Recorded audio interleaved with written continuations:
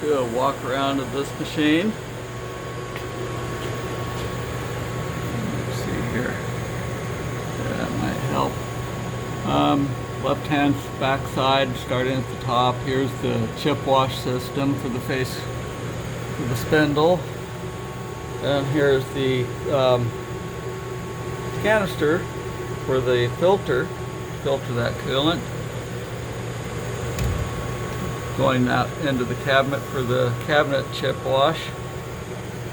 The red line is the air coming in. Down here, that's where the backup batteries are. RS232 port. The lubricator, the screws and rails. Let's see, down here that valve is going in for the lower chip wash for the cabinet. Chip wash has its own coolant for each side of the machine. The one on the left is chip wash, the one on the right is for the spindle nozzles. See, onto the side of the machine has nice big doors that come off with just a couple screws, giving you all kinds of access. Here's the chip wash, and the red line coming in there is for the coolant spray hose I put on in the working section. Here's the tool changer. It wraps around the head.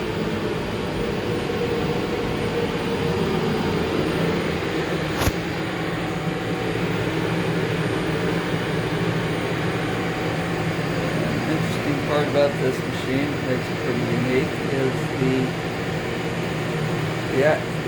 axis motion module is separate from the table rotation module, which is separate from the base of the machine. They're all bolted together, 4 points each. The neat thing is it gives it great access for the chips to flow out. I didn't wash this at all before doing this video, so this is what it looks like while I've been running the machine.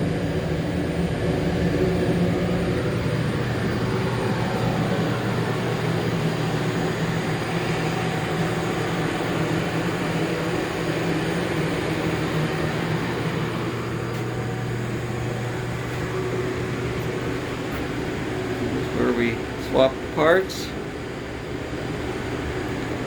Blue lines are cabinet chip wash. That's where the coolant lines come in. Hanger for my tools, hammer. Made a shelf here. The shelf is perforated. Without it, the part just float around on coolant.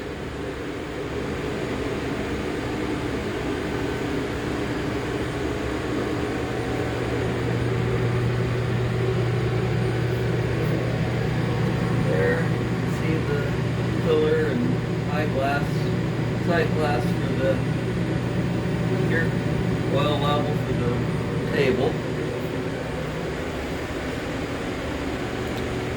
Table doesn't have T-slots, just has 10mm threaded holes, 10 centimeters apart, grid pattern. The slots in the center, precision ground and location only. Spindle doesn't get very close to the table on this machine. Just under 10 inches. Without the tool holder in the spindle, I cannot hit my vise. Fourth axis, it has to sit on a adapter plate because the bolt hole locations don't line up with the holes in the table, and you can't tap new ones because the table's pretty much too thin. There's a boss of cast iron or a rib under each threaded hole. Where you can see the six pneumatic ports on each side of the machine.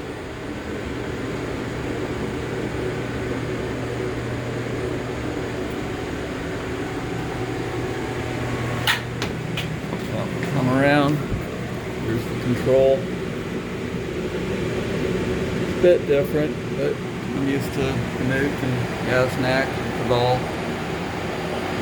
Here's the operator side. When you're at the control, this is what you get to see.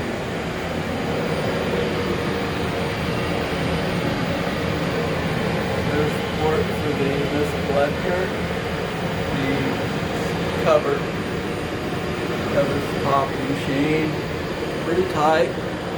Not many openings to let air in, which is nice. Just the front.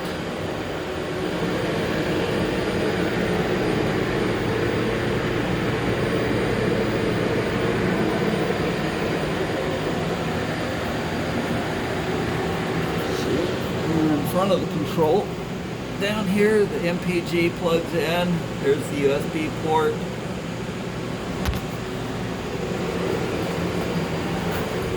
Base casting. This machine sits on 5 points.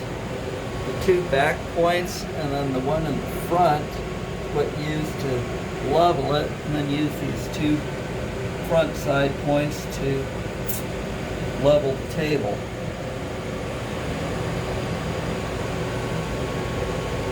Not hard at all. Done it a few times. Back to the coolant tank again. There's the coolant pump for the right side of the chip shower. Machine comes completely plumbed for a through spindle coolant. Here is the pump hose, I guess. There's the drain overflow hose. Chip tank, chip bin. Tank has, of course, slides in and out. So the highest, the back section will just slide under here, so you can't let chips build up much without backing up behind the machine. Where it all comes from. Having mist collector on it, I wanted to block the air coming in from here, so that's what that hokey thing is, but it's still holding in there since May. Got other things to work on. My idea of dealing with the chips. Shop's real tight back here.